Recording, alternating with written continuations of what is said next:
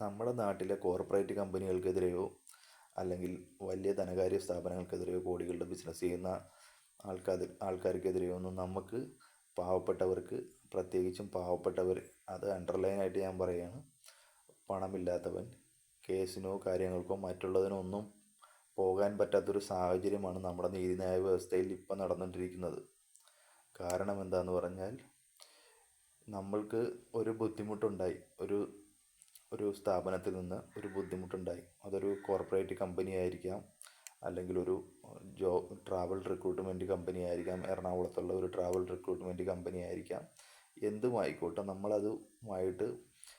നമ്മളും അവരുമായിട്ടൊരു ഡിബേറ്റ് വരുമ്പോൾ നമ്മുടെ ഭാഗത്ത് ന്യായമുണ്ടെങ്കിൽ പോലും നമ്മൾക്ക് കേസ് കൊടുക്കും എന്ന് നമ്മൾക്ക് കോൺഫിഡൻ്റായിട്ട് നമുക്ക് പറയാൻ പറ്റാത്തൊരവസ്ഥയാണ്. കാര്യം നമ്മൾ കേസ് കൊടുക്കാൻ പോകുമ്പോൾ, ഈ പാവപ്പെട്ടവൻ്റെ കാര്യമാണ് കേട്ടോ ഞാൻ പറയുന്നത്, നമ്മൾ കേസ് കൊടുക്കാൻ പോകുമ്പോൾ ആദ്യം പോലീസ് സ്റ്റേഷനിൽ പോകും. പോലീസ് സ്റ്റേഷനിൽ പോയി കഴിഞ്ഞാൽ ഈ സ്ഥാപനങ്ങൾക്കെതിരെയുള്ള കേസാകുമ്പോൾ അതൊരു സിവിൽ മാറ്ററാക്കി പോലീസുകാർ അതിനെ ചുരുക്കും.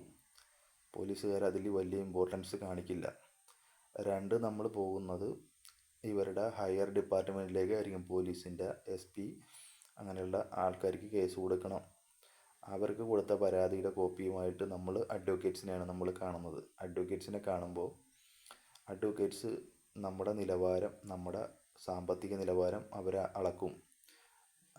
അവർ അത് നോക്കിയിട്ട് ആ സാമ്പത്തികമുണ്ടെങ്കിൽ മാത്രമേ അവർ കേസ് ഏറ്റെടുക്കാൻ തയ്യാറാവുകയുള്ളൂ. ഇനി ഏതെങ്കിലും ഒരു അഡ്വക്കേറ്റ് നമ്മുടെ സാമ്പത്തികം കുറവാണെന്ന് പറഞ്ഞ് ഏറ്റെടുക്കാൻ തയ്യാറായാൽ ആ അഡ്വക്കേറ്റ്സ് മാക്സിമം ആ കേസ് അവന് സാമ്പത്തികമായി പ്രയോജനമുള്ള കേസുകൾക്ക് ഇമ്പോർട്ടൻസ് കൊടുക്കുകയും നമ്മുടെ കേസ് അവൻ കോടതിയിൽ ഹാജരാകാതിരിക്കുകയോ അല്ലെങ്കിൽ എക്സ്റ്റെൻഡ് ചെയ്ത് ദീർഘിപ്പിച്ച് മുന്നോട്ട് കൊണ്ടുപോകാനേ ശ്രമിക്കുകയുള്ളൂ. അപ്പോൾ നമ്മൾ ഉദ്ദേശിച്ച കാര്യം നമുക്ക് കിട്ടില്ല കോടതികളിൽ നിന്ന്.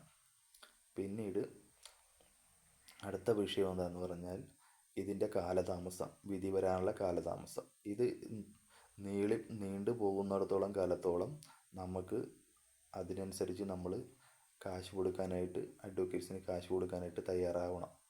ഇത് പണമുള്ളവനെ സംബന്ധിച്ചിടത്തോളം, കോർപ്പറേറ്റ് കമ്പനിയെ സംബന്ധിച്ചിടത്തോളം, അവനൊരു അഡ്വക്കേറ്റ് സ്ഥിരമായിട്ടുണ്ടാവും. ഒരു അഡ്വക്കേറ്റല്ല, പല അഡ്വക്കേറ്റുമാർ സ്ഥിരമായിട്ടുണ്ടാവും.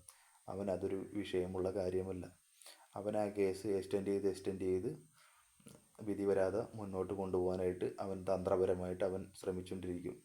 നമ്മൾ തോറ്റു